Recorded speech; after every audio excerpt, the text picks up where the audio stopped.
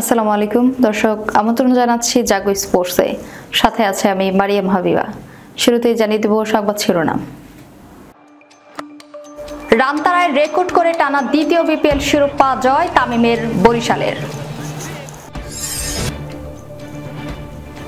160 সংসদ সদস্যকে বৃদ্ধাঙ্গুলি দেখিয়ে আফগানিস্তানের পক্ষে সিদ্ধান্ত ইংল্যান্ডের।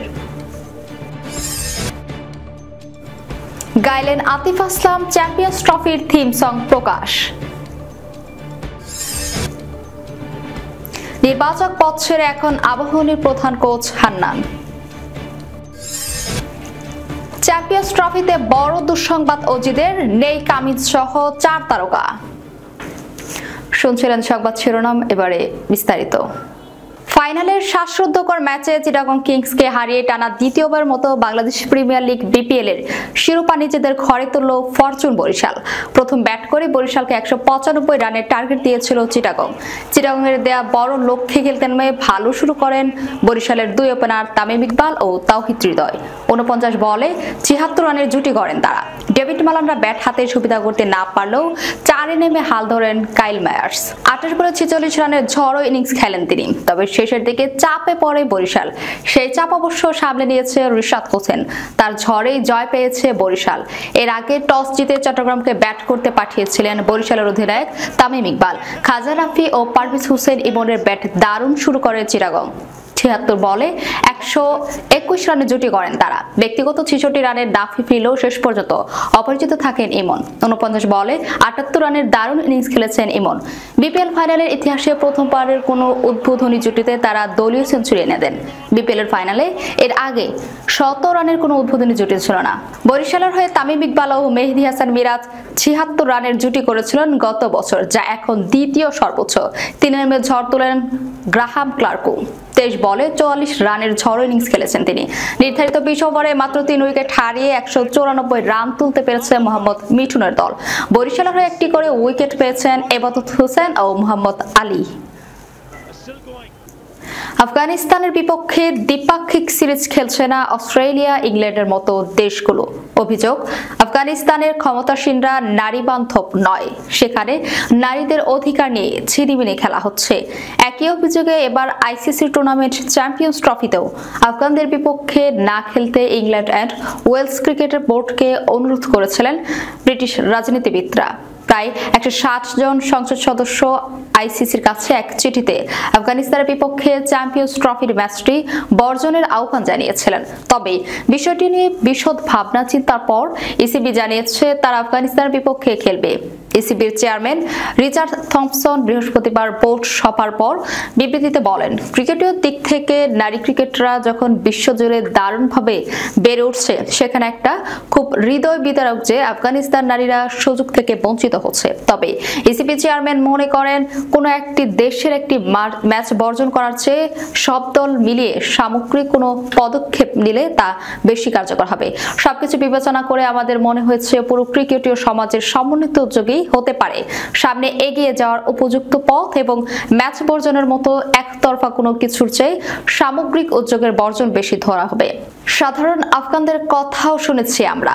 আফগানিস্তানের সামান্য যা কিছু খুশির উৎসব অবশিষ্ট আছে, এর মধ্যে একটি তাদের ক্রিকেট দল।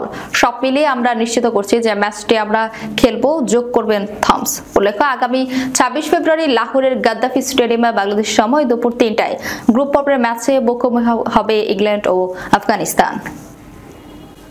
8 বছর পর মাঠে গড়াতে যাচ্ছে চ্যাম্পিয়ন্স ট্রফি। এছাড়া পাকিস্তানের মাটিতে আইসিসির কোনো ক্রিকেট টুর্নামেন্ট হচ্ছে প্রায় 3 দশক পর, যে কারণে আসন্ন টুর্নামেন্টটি সামনে রেখে মহাযজ্ঞ চলছে পাকিস্তানে।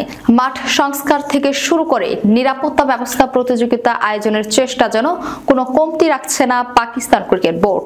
এরই মধ্যে প্রকাশ্যে এলো চ্যাম্পিয়ন্স ট্রফির থিম সং।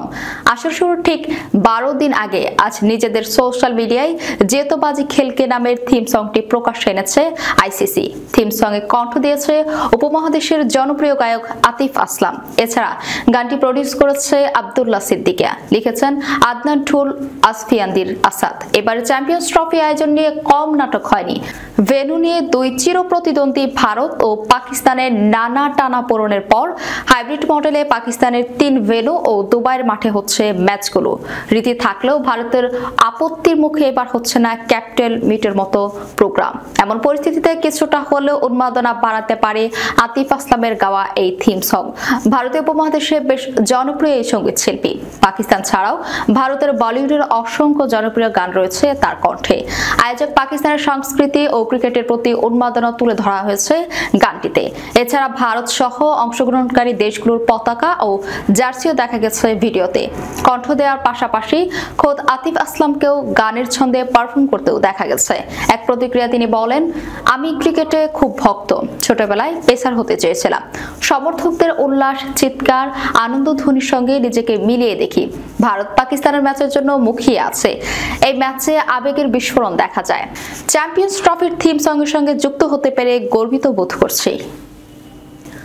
কোচিং পেশা যুক্ত হতে বাংলাদেশ ক্রিকেট বোর্ডের নির্বাচকের পদ থেকে কদিন আগে সরে দাঁড়িয়েছেন হান্নান সরকার। এবার তিনি আবাহনীর প্রধান কোচ হয়েছেন। আজকের পত্রিকাকে হান্নান আজ নিশ্চিত করেছেন আবাহনীর কোচ হিসেবে নিয়োগ পাওয়ার কথা। এবারে ঢাকা প্রিমিয়ার লিগ দিয়ে শুরু হচ্ছে তার এই পথ চলা। নাজমুল হোসেন শান্ত, আফিক হোসেন ধ্রুব, নাহিদ রানা, মৃত্যুঞ্জয় চৌধুরী, মাহফুজুর রহমান রাব্বি, মোসাদ্দেক হোসেন সৈকতের মতো ক্রিকেটারদের নিয়ে দল গঠনের কাজ শুরু হয়েছে বলে জানা গেছে। আগামী সপ্তাহের মধ্যে দল গোছানোর কাজ শেষ হবে বলে হান্নান জানিয়েছেন আজকের পত্রিকাকে। 2010 ও 11 সালে লেভেল 1 ও লেভেল 2 কোর্স হান্নান করেছে বহু আগেই। এতদিন বিসিবি বিভিন্ন পর্যায়ে নির্বাচক হিসেবে কাজ করছেন। এবার ডিপিএল দিয়ে তার কোচিং অধ্যায় শুরু হচ্ছে। এবছর 1 মার্চ থেকে হান্নানের পদত্যাগ কার্যকর হবে। তার মানে চ্যাম্পিয়ন্স ট্রফিতেও বিসিবির নির্বাচক হিসেবে থাকছেন তিনি। 20, 24 ও 27 ফেব্রুয়ারি ভারত, নিউজিল্যান্ড ও পাকিস্তানের বিপক্ষে গ্রুপ পর্বের 3টি ম্যাচ খেলবে বাংলাদেশ। দীর্ঘদিন বয়সভিত্তিক ক্রিকেটে নির্বাচকের দায়িত্ব পালন করা হান্নান বিসিবির নির্বাচক প্যানেলে এসেছিলেন মিনহাজুল আবেদিন নান্নু ও হাবিবুল বাশার সুমনের দায়িত্বে শেষে গত বছরের ফেব্রুয়ারিতে। গাজী আশরাফ হোসেন লিপু তখন বিসিবির প্রধান নির্বাচক হিসেবে আসেন। লিপু থাকলেও হান্নান আর 1 মাসও নেই বিসিবিতে। চলতি মাসে শুরু হবে আইসিসির চ্যাম্পিয়ন্স ট্রফি খেলা। আগামী 19 তারিখে মাঠে করাবে টুর্নামেন্ট। এর আগে বড় দুঃসংবাদই পেয়েছে অস্ট্রেলিয়া। আসন্ন টুর্নামেন্টে অজিদের নিয়মিত অধিনায়ক প্যাট কামিন্স খেলতে পারবেন কিনা তা নিয়ে আছে শঙ্কা। বর্ডার গাভাস্কার ট্রফি খেলার সময় অ্যাঙ্কেলের চোটে পড়েন তিনি। এরপর গতকাল অজিদের প্রধান কোচ অ্যান্ড্রু ম্যাকডোনাল্ড তাকে নিয়ে শঙ্কার কথা জানিয়েছিলেন। সেই শঙ্কায় সত্যি হয়েছে। চ্যাম্পিয়ন্স ট্রফিতে খেলা হচ্ছে না কামিন্সের। আজ অজিদের প্রধান নির্বাচক জর্জ বেইলি এই তথ্য নিশ্চিত করেছেন। এদিকে বর্ডার গাভাস্কার ট্রফি পুরোপুরি খেলতে পারেননি আরেক পেসার জশ হেজলউড। চোটের কারণে তাকে মাঠের বাইরে ছিটকে যেতে হয়। এবার চ্যাম্পিয়ন্স ট্রফি থেকেও ছিটকে গেলেন তারকা এই পেসার। আসন্ন টুর্নামেন্টের আগে পুরোপুরি সুস্থ হতে পারেননি তিনি। এই কারণে তিনিও থাকছেন না দলে। এদিকে চ্যাম্পিয়ন্স ট্রফিতে খেলা হচ্ছে না মিচেল মার্শেলো। তিনিও পেটের চোটের কারণে আসন্ন টুর্নামেন্ট থেকে ছিটকে গেছেন।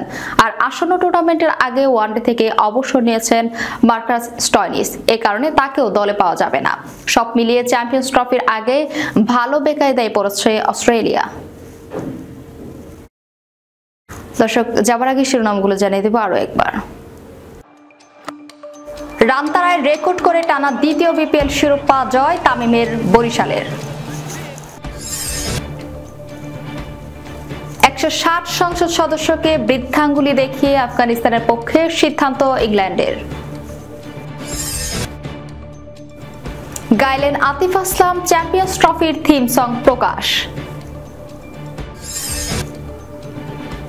নির্বাচক পদ ছেড়ে এখন আবাহনীর প্রধান কোচ হান্নান।